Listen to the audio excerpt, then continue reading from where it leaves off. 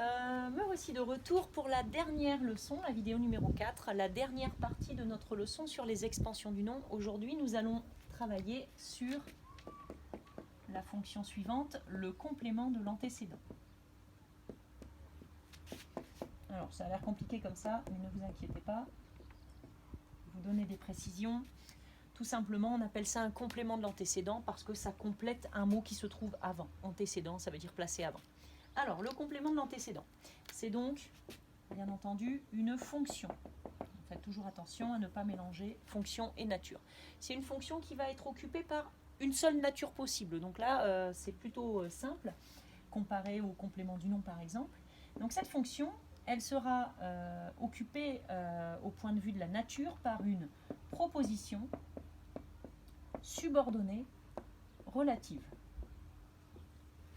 Alors, je vais décomposer pour que vous compreniez ce que c'est qu'une proposition subordonnée relative. Vous allez voir, c'est assez simple à repérer. Alors, d'abord, on commence par proposition.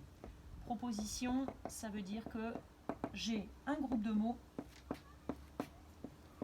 avec un verbe conjugué.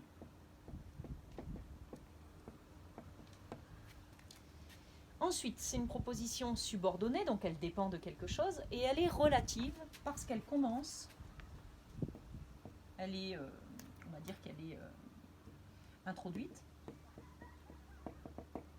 par un pronom relatif. Donc c'est tous ces ingrédients-là qu'il faudra vérifier. D'abord, vous repérez bien le verbe conjugué dans votre groupe de mots, et ensuite vous vérifiez que ça commence par un pronom relatif. Alors qu'est-ce que c'est un pronom relatif? Il va falloir apprendre la liste par cœur puisqu'elle est exhaustive, hein, elle est réduite.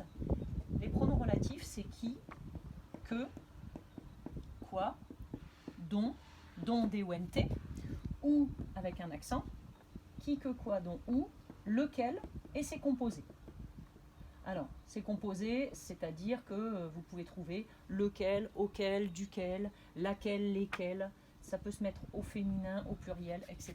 Donc, il faut absolument apprendre cette liste de pronoms relatifs par cœur pour pouvoir repérer vos propositions relatives. Et enfin, dernière chose à vérifier, donc, après votre groupe de mots qui contient un verbe conjugué, le fait que ça commence par un pronom relatif, il faut enfin bien vérifier que la proposition complète un nom. Alors, c'est logique, puisqu'on est dans les expansions du nom. La proposition complète un nom. Alors, je vous expliquerai tout à l'heure pourquoi c'est très important. Donc, il faut bien vérifier que l'antécédent est un nom ou un groupe nominal ou un pronom, bien entendu. Alors, je vais vous donner un exemple. Quand vous avez « j'aime les films qui font peur ». Ici, vous voyez le début de la phrase, j'aime les films, alors je repère tout de suite le nom commun, les films, et je vois que j'ai un groupe de mots ici qui précise les films. Quel film? J'aime les films, pas n'importe quel film, les films qui font peur. Donc ce groupe de mots vient bien compléter le nom film. Donc déjà, je suis sûre que je vais avoir affaire à une relative. Ensuite, bien entendu, j'ai repéré de suite qu'il y avait un verbe conjugué, donc c'est bien une proposition. Et elle commence par le pronom relatif qui, donc c'est bien une proposition subordonnée relative. J'ai tous les ingrédients qui font que c'est une relative. J'en prends un autre. Je choisis celle qui est la plus mûre. Nous avons un invité. Ici, je choisis celle qui est la plus mûre. Tout de suite, je repère le pronom relatif. C'est le début de ma proposition relative. Donc, c'est toujours le point de départ. Qui est la plus mûre? Ici, je vois que dans mon groupe de mots, j'ai bien un verbe conjugué. Ça commence par un pronom relatif. Maintenant, je vérifie ce qu'elle complète. Qu'est-ce qui est la plus mûre? C'est celle qui est la plus mûre. Ça complète un pronom. Donc, je vous ai dit que ça pouvait compléter un nom ou un pronom. Donc, ça fonctionne. C'est bien une proposition subordonnée relative. Et sa fonction, c'est toujours complément de l'antécédent. Ici, complément de l'antécédent, celle. Alors, maintenant, on va juste revenir sur une chose essentielle. Pourquoi je vous dis de vérifier systématiquement que votre proposition complète bien un nom? Parce que tout simplement, il y a des propositions qui peuvent compléter des verbes. Alors, je vais vous donner un exemple. On va prendre deux exemples tout simples.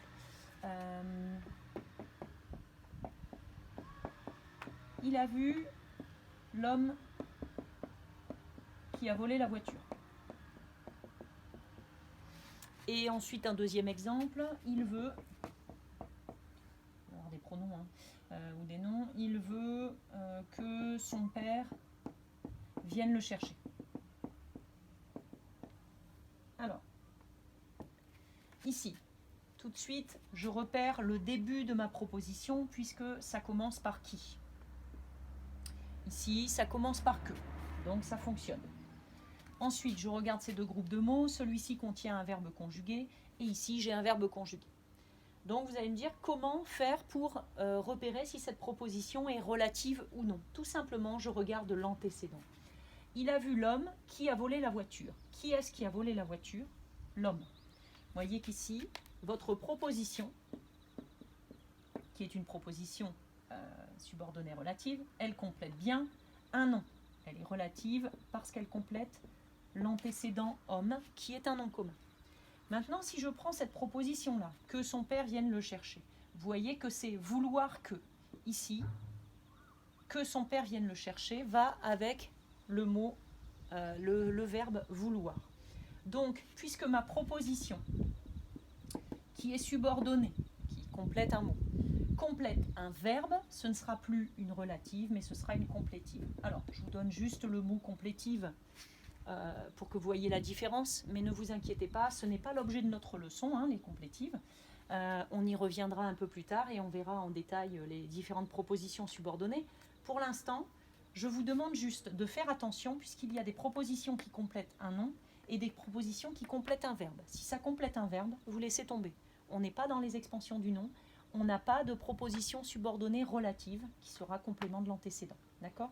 Donc vous regardez le verbe conjugué, vous regardez qu'il y a bien un pronom relatif qui débute la proposition, et ensuite vous vérifiez que ça complète un nom ou un pronom, et surtout pas un verbe. Si ça complète un verbe, ce n'est pas une relative. Bon, j'espère que j'ai été assez claire, que tout est bien compris pour vous. Surtout, n'hésitez pas à reprendre d'abord la fiche de leçon que vous avez téléchargée. Ensuite, regardez plusieurs fois cette vidéo et regardez bien les exemples. Je vous donnerai quelques exercices à faire pour appliquer, pour voir si vous avez bien compris. Et surtout, si quelque chose n'est pas clair, n'hésitez pas à m'envoyer un message sur Pronote. Je vous répondrai le plus vite possible. Voilà, je vous souhaite bon courage et puis je vous dis à bientôt.